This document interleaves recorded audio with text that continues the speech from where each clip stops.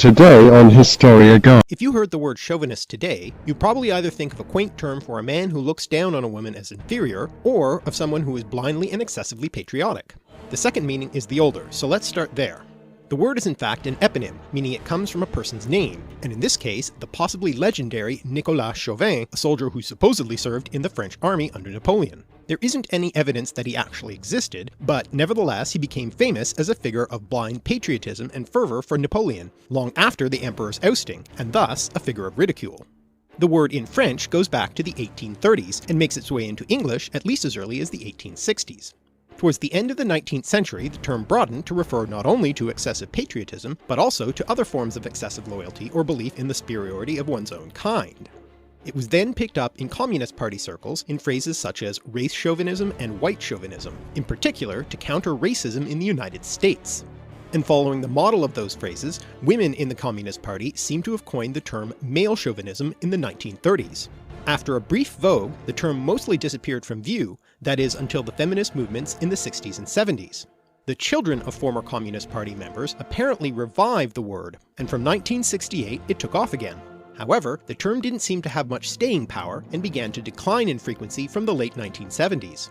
The phrase had been further expanded to male chauvinist pig, perhaps initially to soften its effect through humour, though this was soon picked up by mainstream media to mock feminists.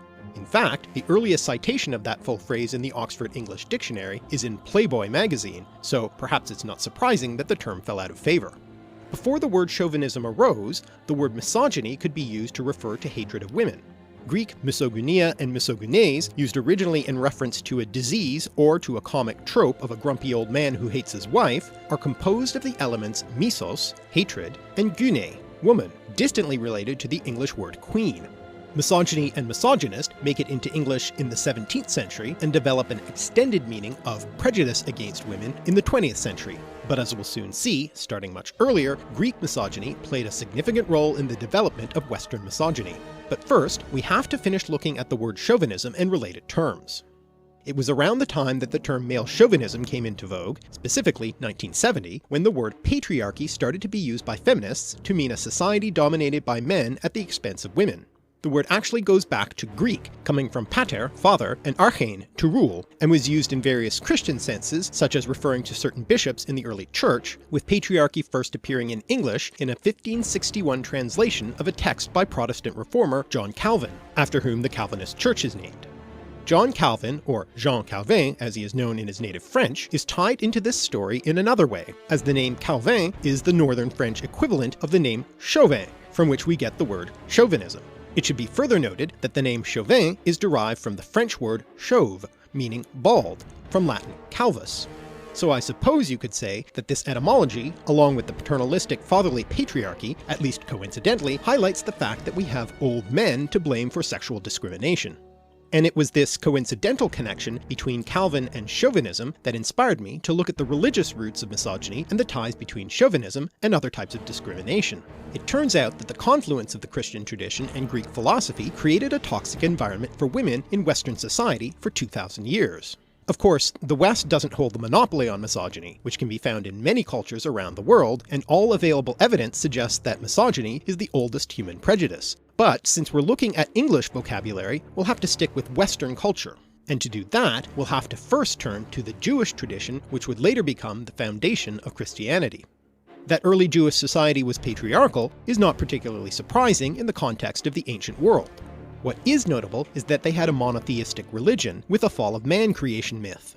In the book of Genesis, Adam was created by God in his image and placed in paradise, the Garden of Eden. Eve was more of an afterthought, made from Adam's rib. Now of course different churches which share this story, which is found in Judaism, Christianity, and Islam, interpret the culpability of Adam and Eve in their expulsion from Eden differently. But as the story in Genesis goes, Eve gave in to the temptations of the serpent and ate the forbidden fruit of the tree of knowledge of good and evil, then shared that fruit with Adam, and following this, they both became ashamed of their nakedness. Thus, many have held Eve doubly responsible, or at least more responsible than Adam. In addition to their expulsion from paradise, they are made to live mortal lives, and Adam must work for the necessities of life, in other words engage in agriculture, and Eve, and all women who follow her, are given the extra punishments of being subservient to their husbands and suffering the pains of childbirth. So this story both justifies a patriarchal society with a lower status for women, but also figures women in terms of their role in sexuality, remember the shame of their nakedness, and childbirth. Interestingly, the ancient Greeks also have a fall of man myth, the story of Pandora, whose name means either all-gifted or all-giving. In the story as told by Hesiod in the 6th century BC, men, and only men, had a trouble-free and happy existence, though they didn't have the secret of fire and had to eat their meat raw. The Titan Prometheus illicitly gave fire to men, and as part of the punishment for this, Zeus ordered the creation of the first human woman, Pandora. Not just as an afterthought, but specifically as a punishment, and she is endowed with seductive qualities as well as a deceitful character, and she is referred to as Kalon Kakon, beautiful evil. Pandora has with her a sealed jar that she is not supposed to open, but overcome with curiosity, she opens it, releasing pain and evil among men, leaving only hope in the jar. This myth, and the fact that the king of the gods Zeus is depicted in many myths as a serial rapist, provide a backdrop to Greek society. Now outside of Athens, there is a lack of evidence of what life was actually like for Greek women, but it's Athenian culture which became the most profoundly influential on later Western culture. Perhaps paradoxically, along with democracy, Athens in the 5th century BC developed an exceedingly misogynistic attitude. It's important to remember that that democracy was extremely limited, including only adult male citizens, and supported through a slave economy. In this society, women remained legally children, always under the guardianship of a man. They were, at least ideally, kept in a segregated part of the house and were not allowed to leave the house unaccompanied, and received little to no education. In addition to the practical reality of women's social inferiority in Athens, Athenian philosophers developed a theoretical basis for misogyny, and the two most responsible for this are Plato and Aristotle. Somewhat paradoxically, Plato is sometimes taken as almost a proto-feminist, since in his work The Republic he describes an ideal society in which women receive the same education as men and are among the ruling elite with the same responsibilities, and men and women only differ in their biological roles in reproduction, but this comes at the cost of the denial of their sexuality. His is a sterile imagined world in which breeding is regulated and the parent-child relationship is denied in favor of communally raised children. However, it's Plato's idea of dualism which was to cause the most harm in the long run. Plato developed the theory of forms, in which he makes a distinction between a higher reality in which exist ideal forms, of which physical existence is an imperfect reflection. Only the intellect could engage with that higher reality, and all the stuff of physical existence, including sexuality, was lesser, a falling away from perfection. This dualism then becomes the philosophical basis for misogyny, with men associated with the intellect and women with sexuality and the imperfect physical existence. And the standard understanding of the nature of women in the ancient world, both in Greece and later in Rome, is that they are sexually rapacious as a result of their connection to the physical world. So the misogynistic response to this was rooted in fear of women and of their sexuality, hence the need to regulate and control them. Plato's student Aristotle doubled down on this misogyny in scientific terms. He explicitly held women to be inferior to men and believed that women were mutilated, undercooked, or imperfect males. Oh, and in an odd connection to the roots of chauvinism, he believed that the lack of baldness among women was proof of their childlike, undeveloped nature.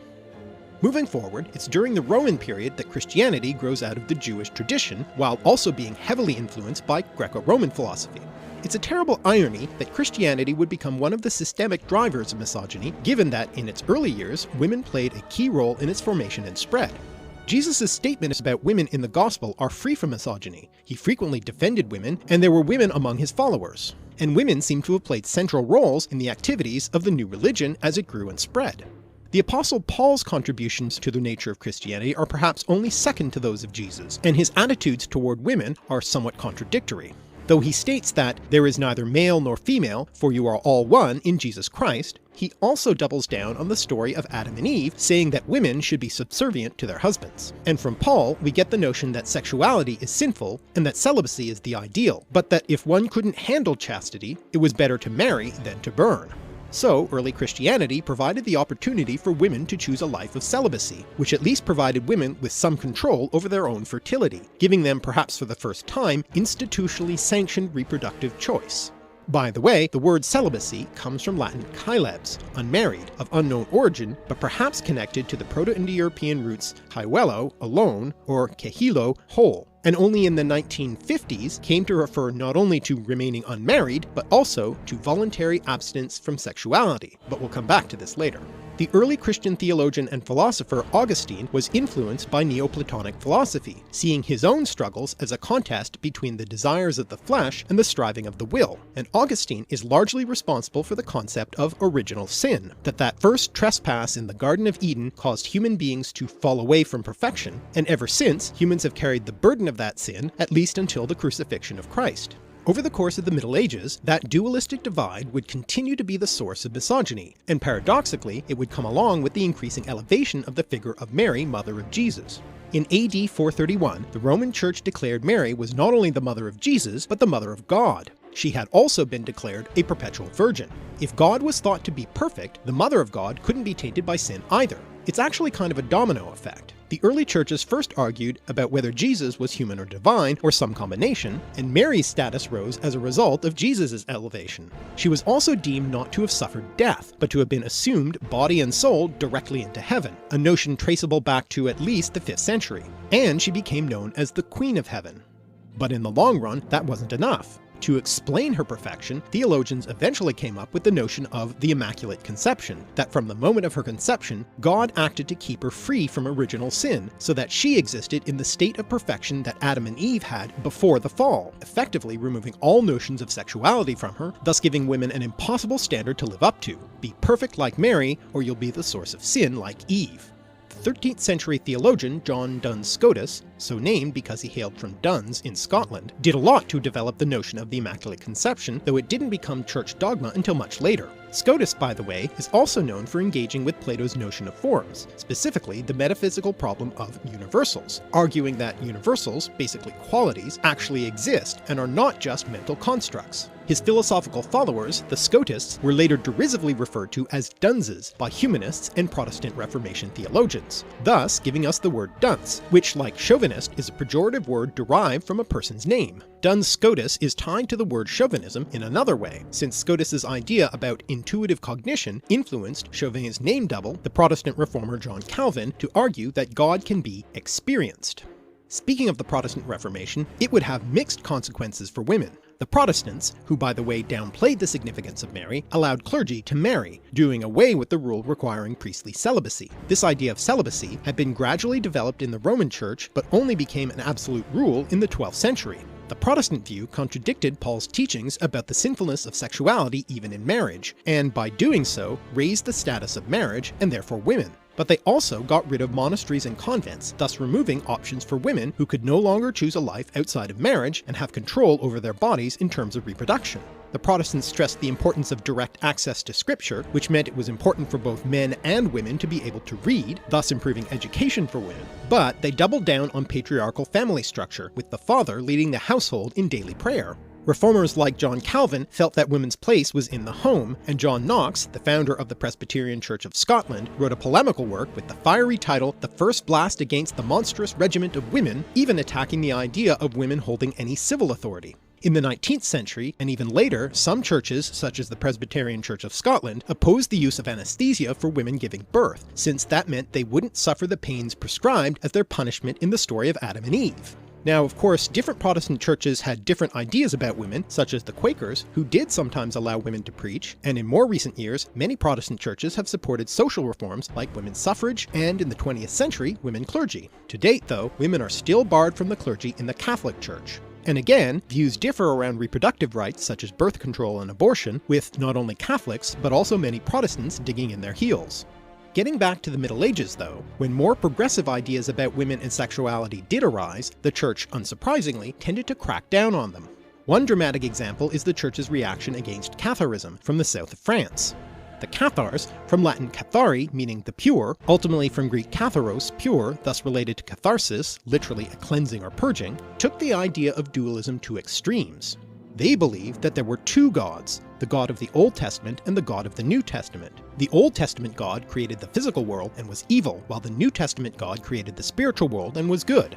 Catharism had almost proto-feminist beliefs, believing that gender wasn't part of the spiritual realm, and thus allowing women to preach and become part of the spiritual elite. They gave special significance to Mary Magdalene, who in the Bible was the first to see the newly arisen Christ and reported the news to the apostles, thus earning her the title Apostle to the Apostles.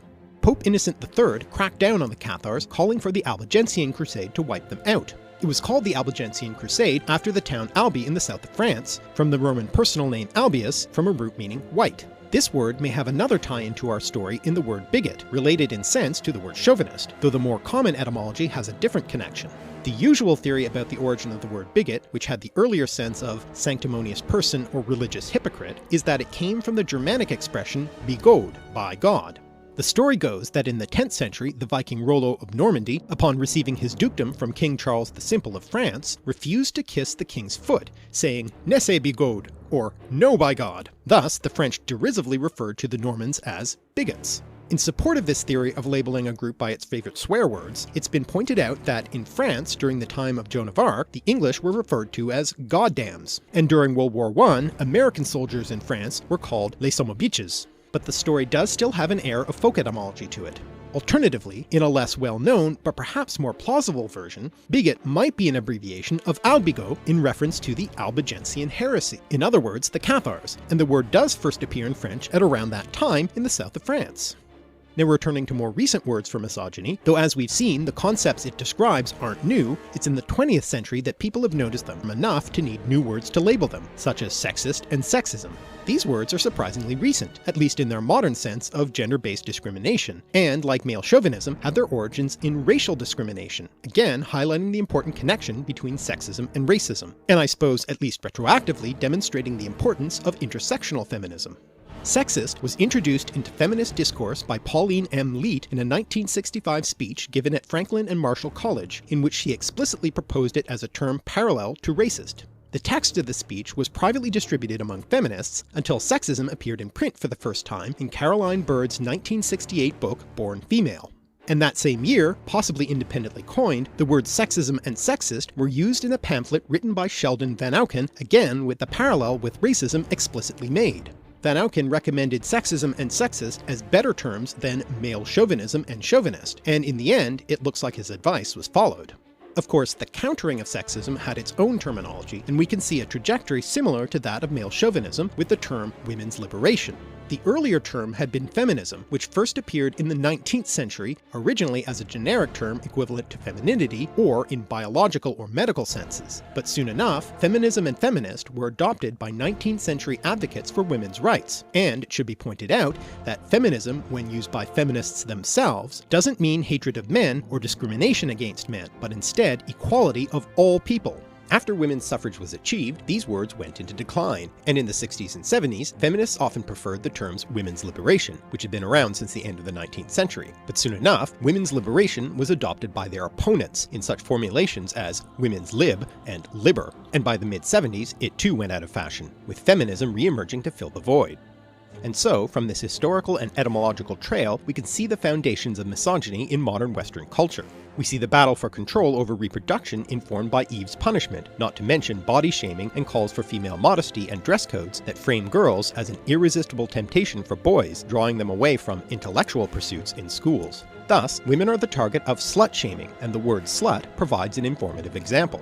A word of uncertain etymology, slut originally meant a dirty or untidy woman, and still can in some dialects. It gradually gained more pejorative senses, such as a woman of low character or a bold or impudent girl, but could also be used in a playful way without implying serious criticism, much as we use the term scamp, originally meaning a highway robber, to refer affectionately to a mischievous boy. But there's always a double standard, and by the 20th century, the word slut developed the disparaging sense of a sexually promiscuous woman. And still today, women are policed for their sexuality with this word, are sexualized in the media, and are blamed for their own rapes. And women continue to be thought of as a sexual commodity, as we can see so explicitly with the rise of incels, short for involuntary celibates. The term, coined in 1993 by a college student known only as Alana to refer to a website and mailing list that offered a support group for lonely people who felt marginalized by such things as rigid gender norms, mental illness, or social awkwardness, has since been co-opted by often violent and dangerous misogynistic men calling themselves incels, who are driven by their resentment at not having sex with women and who call for forced sexual redistribution of the resource that is women's bodies. Ironic then that a word which originally meant unmarried and was associated with an opportunity for women to have reproductive choice should now be associated with the most extreme form of misogynistic control, basically government-enforced rape. Now of course, in this video I've only briefly summarized one strand of the story of misogyny, which is a deep and complex phenomenon, but hopefully looking at these etymologies and their historical connections to philosophy and religion can provide some fresh insight into this ever-present problem. So let me say in closing, don't be a dunce, reject this bald sexism, and don't be a chauvinist.